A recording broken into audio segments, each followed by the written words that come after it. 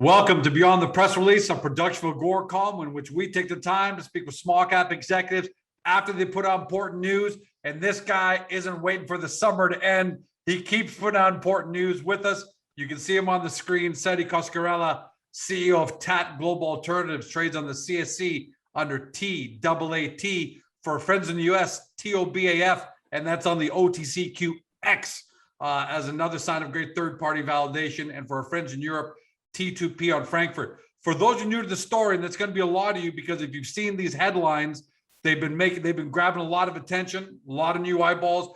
To understand the value proposition of TAAT, this is what you first have to understand: the massive trends in consumer packaged goods. For example, non-alcoholic beer has grown to $1 billion. It's an $18 billion market. The plant-based meat market is projected at $74 billion by 2027. What do they have in common? They're providing consumers of the original products with, as close as possible, the exact same experience, taste, smell, and so on, without the negative parts of the original products. TAAT has developed a nicotine-free and tobacco-free smoking experience with their TAAT Beyond Tobacco, and mimics those experiences without nicotine or tobacco, emulates it, and consumers are loving it. How much? More than just lip service. They've successfully launched the product at retail in multiple US states with a total store count of more than 500. Their e-commerce portal has received orders from smokers in 37 states already. Internationally, they're in the UK, Ireland, now Australia. And here's the number that's most important to all of you. Q2 revenue came in at 690,000, up 317% sequentially. Not year over year, that's sequentially over Q1. They're hitting out of the park. We got more good news to talk about. Seti, welcome back, man. Well, I love coming here. You give me an intro like that, I'm going to be coming here every week. You keep giving me the material, and I'll keep giving you those intros, because you guys are hitting it out of the park, man. How are you? I'm great. How are you? I'm good. As people can see, I've got a tan, and I was in California for a couple of weeks, but you, on the other hand, don't have a tan, and that's because you've been, August 25th, we're going to talk about the news out of Michigan. August 27th, Australia.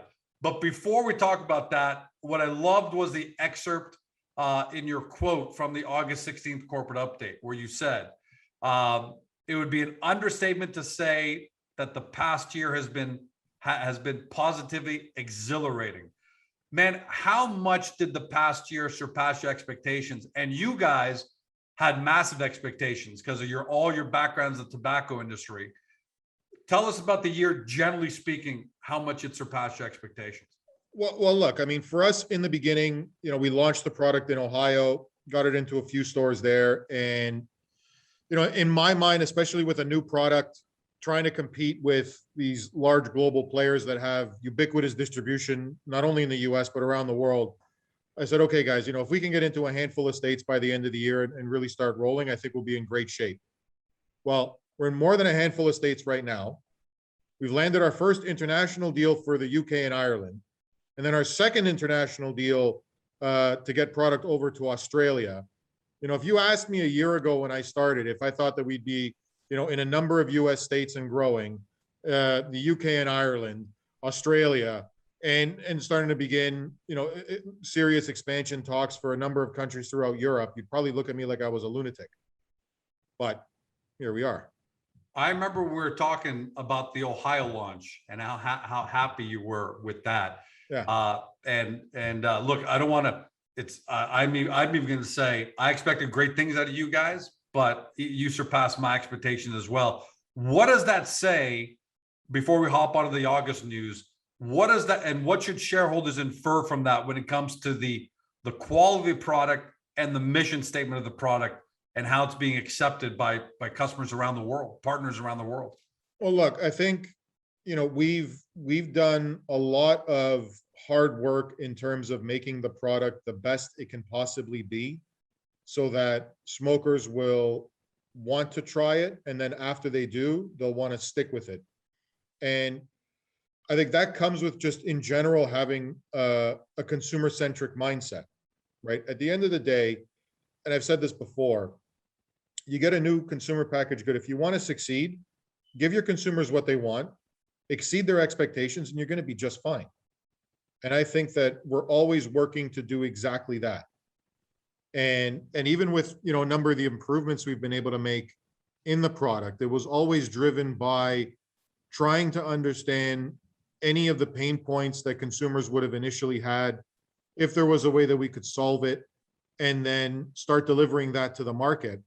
And on the back of that, I think we've been able to demonstrate that we can expand quickly, because again, the story starts to resonate, not only with investors, but also with, consumers, with retailers, with wholesalers, with distributors.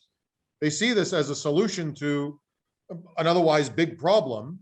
And they understand as well as I do that a lot of these smokers are looking for alternatives.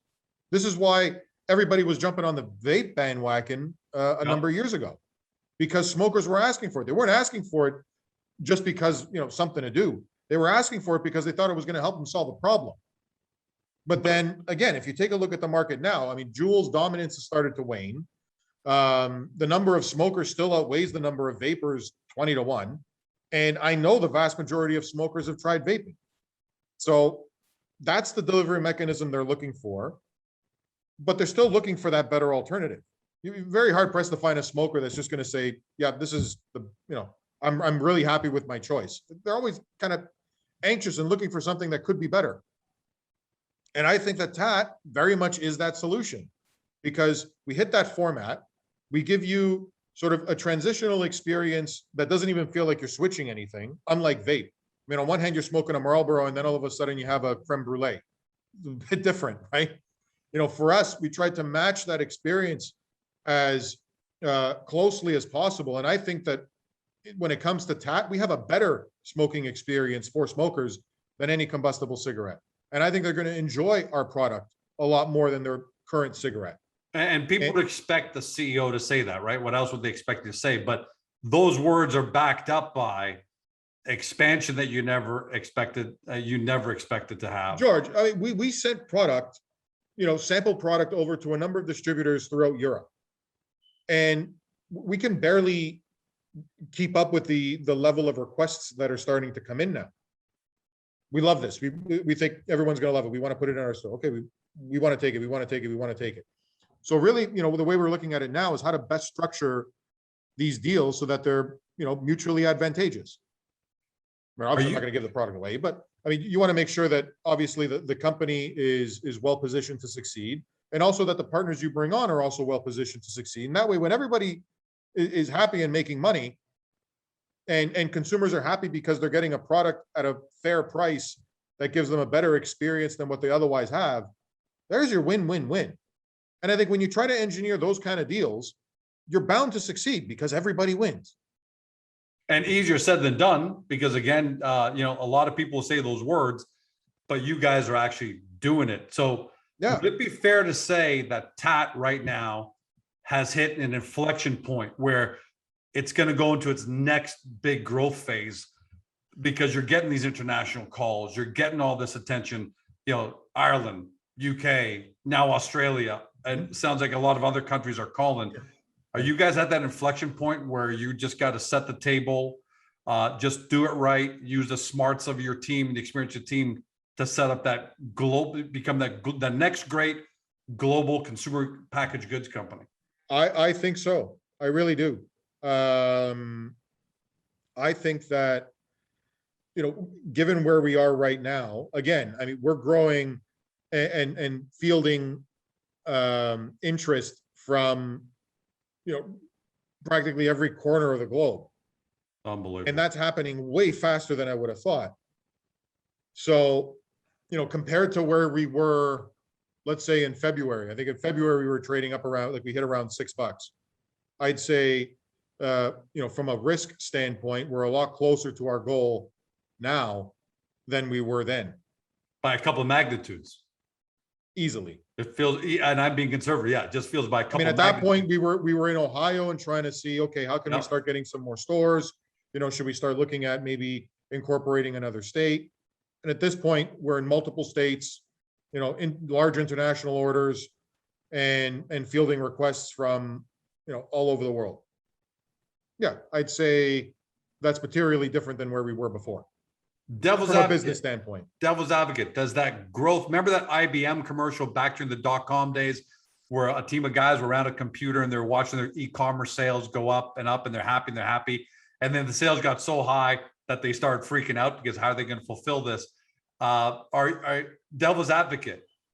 Does it worry you at all that you're getting calls from every corner of the planet now that wants TAAT, or do you guys feel like you know how to tackle this big elephant? Well, look, when you look at the spectrum of problems that a young business could otherwise have, I'd say that this is probably the best ones that you could sort of enjoy trying to solve. And, I'm very grateful for that. So, look, I think initially we can service a lot of these initial orders out of the US, but as we start to grow and establish, market positions in all of these various jurisdictions, it's going to be important that we try to set up additional manufacturing relationships in areas that can otherwise help service those geographical regions more easily. And I think we were talking just before we got on the interview. I was reading, I think in California, 47 container ships that are just waiting to dock, still stuck in the Pacific. There's backlogs everywhere. And I think if you want to help alleviate that, it's important that you take advantage of the infrastructure that you have available to you. And you got to take a global view as opposed to sort of a regional view. And that's the way that I'm starting to look at it. So as we start establishing some of these relationships globally, we'll also have to look at establishing, some infrastructure and manufacturing relationships as well, so that we can take advantage of this excess capacity that would exist in the market, right? And again, it's about how you think of solutions to the problems that come to you, right? You can get sort of overwhelmed by them, or you can kind of turn them into opportunities. And I think very much these sort of challenges that we're start to face are actually really opportunities for us to help establish the brand on a global level, as opposed to something that's just going to still be regional. And I like the fact that you're saying manufacturing relationships, because that sounds to me that you're not going to try and go it alone, heavy CapEx, and build up your own manufacturing. Just going to partner with production facilities, which I'm sure there are plenty of them around the world. So it's just a case of finding the best partners, and that's a great challenge to solve. Exactly, right? I mean, at the end of the day, once you sort of develop your recipe and you have your secret sauce, it's no different than Coke, right? Coca-Cola will send it to bottling facilities around the world. They'll make the product and then distribute.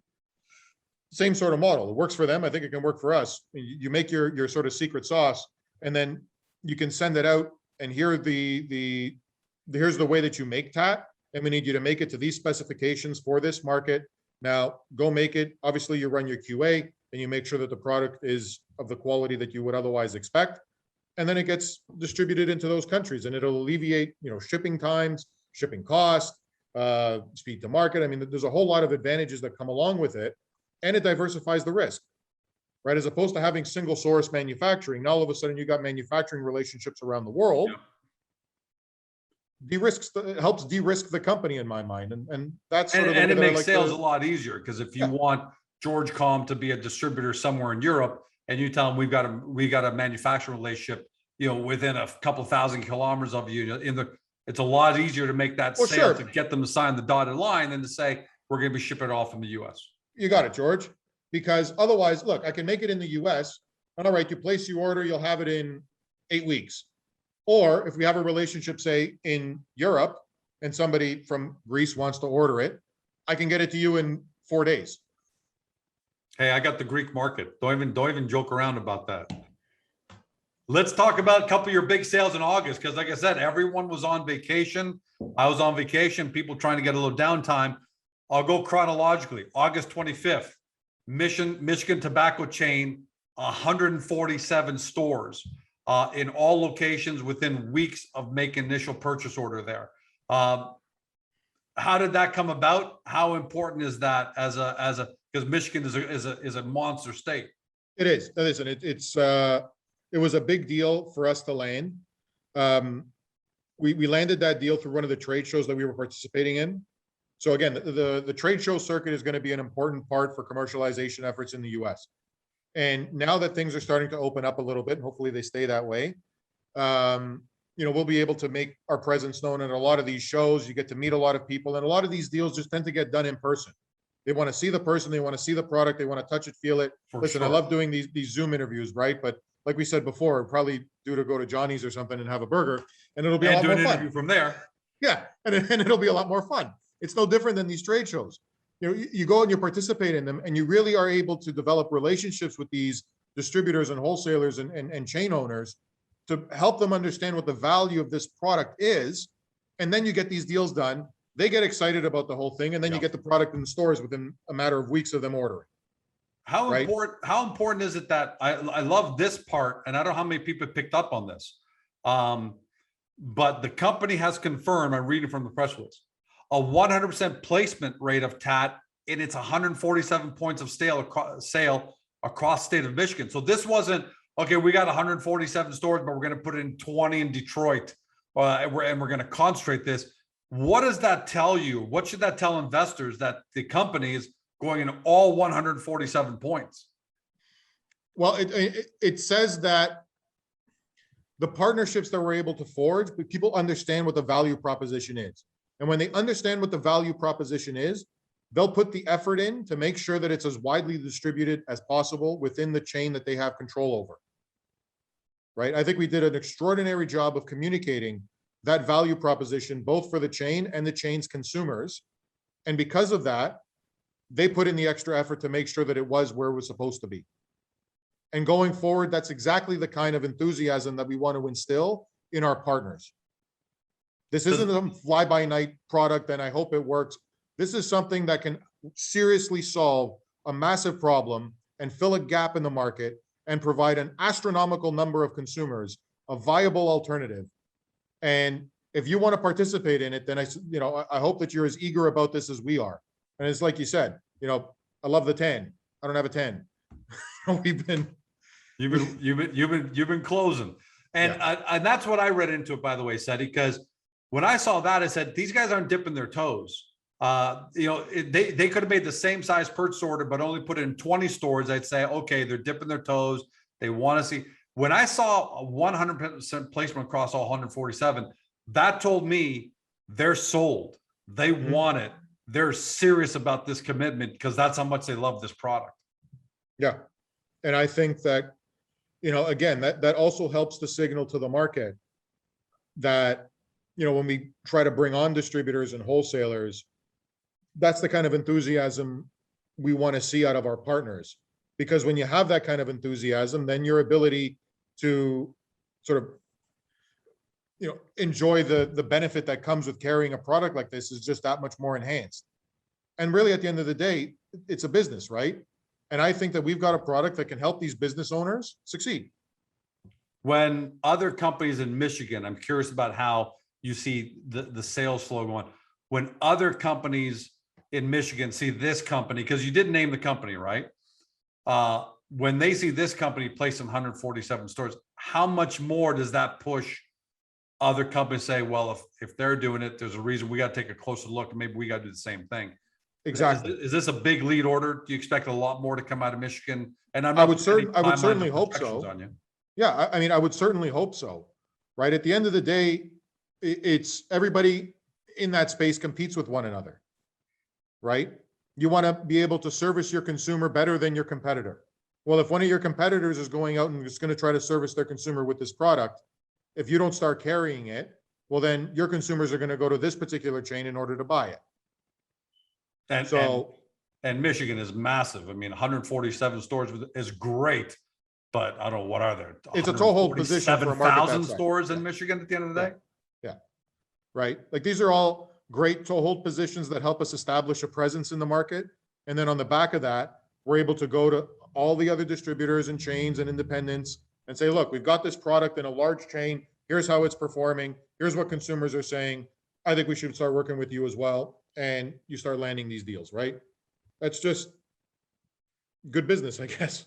If we ended the interview right there, this would be a knock out of the park interview. And knock it out of the park execution on your end. But then 2 days later, August 27th, you take us from Michigan to Australia, right? And I'm going to read the headline: TAAT to be sold on 3 continents with Australian container order valued at $536,000 Canadian. How big is it that you guys, actually, let me ask, how did that come about? Was that because it looks like there's connection to the success in UK and Ireland there. Yeah. The fact that it came about this fast is shocking to me. Again, I mean, it's a function of, we've sent them sample products. They've gone out, like the master distributors, they've gone out, started soliciting it to some of their sub-distributors, retail chains, potential consumers. And the response that comes back is so positive that they're like, well, I got to lock this thing up now before somebody else does. They're like, hey, can we take Australia? Like, well, yeah, I guess you could, but you know, you have to do something a little more than you asking if you can take Australia. I was like, I'll put in an order. Okay. So they put in an order. I said, all right, well then let's see what you can do in Australia. Again, we're very encouraged by all of this because it's predominantly driven by the enthusiasm of the end consumer that's coming and saying, I would totally buy this product. And distributors who've been in this business for decades that don't just take flyers on things like this. No. Right? No one takes a $536,000 flyer. No. Not if you know what you're doing. No. No. So again, I mean, we look at stuff like that and say, I mean, it's tremendous, but this also sort of gives us that push that we need in order to really start ramping up sort of our global view of how this product can serve the 1.5 billion smokers worldwide. It's not just a number anymore. It's nice. Yeah, there's 1.5 billion smokers. Oh, great. Well, where are you? We're in, one town in Ohio. I wish you the best of luck. Yeah, everyone talks about the biggest downfall of the small cap companies that don't succeed is they talk about the fact that the widget market has 1.5 billion people who use widgets. And my response is, so what? They're using someone else's widgets. What kind of commercial acceptance do you have? And you're right.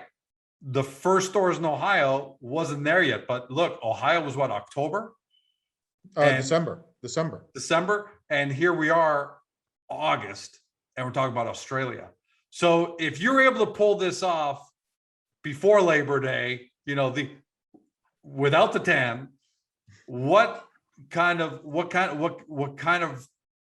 development and growth should shareholders be looking out for in Q3, Q4, Q1 going forward?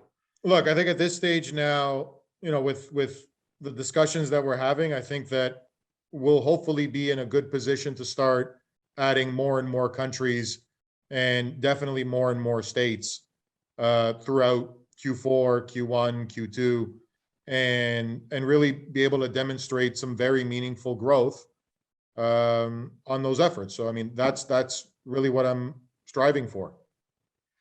Well, when you say meaningful growth, I almost have to ask you to define that, because Q2, your growth was 317% sequentially. If that was year over year, if that was Q2 versus Q2 the year before, that would still be a fantastic number. But you're doing that sequentially. And I know your revenues are probably going to be a little bit choppy still, right? Because you make it's an early stage company, right? I mean, it's going to happen. But I do think that I do believe that the trend will continue to remain upward pointing. Doesn't seem like there's any reason to doubt that now. I mean, the calls are coming in, consumers are happy. I'll end it off with this. You know what's great about what you're doing, Seti? As a shareholder, it's great because you're building incredible value and something that might looks like has a shot at, and I can't say, you guys have to determine that at home, but a company has a shot to join that trend that we've seen with non-alcoholic beer, that we've seen with Beyond Meat, and you got Beyond Tobacco. But what's great to see is, a shareholder, the value, but at the same time, you might be solving some major problems around the world. Healthcare systems are inundated because they need to provide healthcare for all sorts of maladies around the world. So if you can help reduce, even by small percentage points, the negatives that come out of traditional cigarette smoking, man, there's a big benefit there for everybody around the world. George, 100%. Look, I don't position the product as a smoking cessation tool, right? But if the product itself, which is non-addictive, can help smokers alleviate their addiction to nicotine because they're not consuming nicotine anymore, and that in turn gives them a better shot at potentially quitting, it's fine by me, right? Because at the end of the day, the way I position this company right from the very beginning is that we want to give smokers the ability to choose. We want to give them that freedom to choose back. Okay? So you can decide if you want to smoke, smoke. You don't want to smoke, don't smoke. Totally fine. And I think when you present it in that way, it's a value proposition smokers can't ignore because it's true.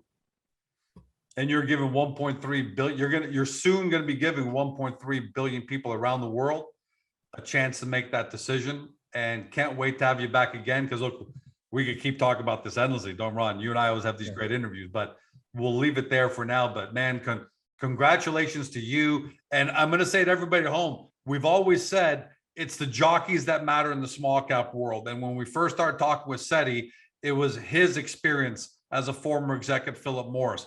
It was his team's experience as former execs at Philip Morris and other tobacco companies. And look, they pulled it off. And that's why the jockeys are so important. And now the horse is running.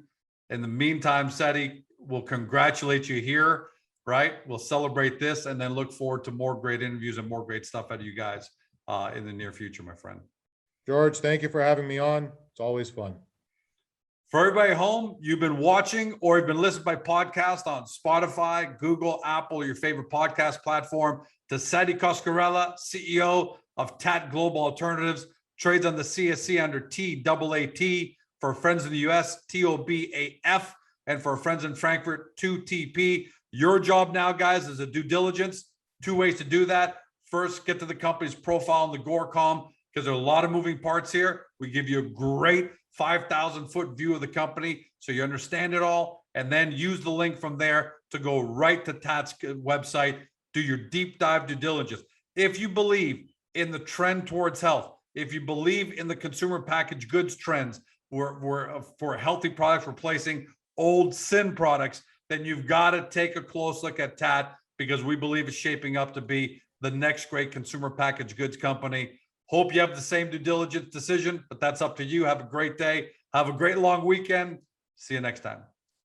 Hey guys, the video's over, but don't forget to help your company by liking it and even leaving a comment below. And then don't forget to help yourself by subscribing to our YouTube channel so you never miss another great Agoracom small cap video.